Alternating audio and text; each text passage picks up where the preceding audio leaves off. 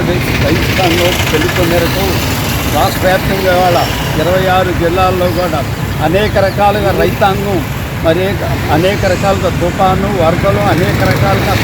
నష్టపోయి కరువు ప్రాంతంలో కూడా కరువు వల్ల కానీ అనేక రకాలుగా ఆత్మహత్యలు కొనసాగుతున్న సందర్భంగా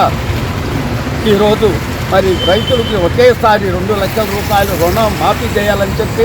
దాంతోపాటు తెలంగాణలో ఎకరానికి 10,000 ఇస్తుంటే ఇక్కడ అనేక రకాలుగా వెనుకబాటు పడవడం రైతాంగం దిక్కుతోసిన పరిస్థితుల్లో ఎకరానికి కౌలు రైతులకి మామూలు సాగు చేసే ప్రతి ఎకరానికి సాగు సాయంగా 15,000 రూపాయలు కౌలు రైతులకు ఇవ్వాలని చెప్పి దాంతో మన జరిగిన తుఫాను మరి కొన్ని ప్రాంతాల్లో మరి కరువు ప్రాంతంగా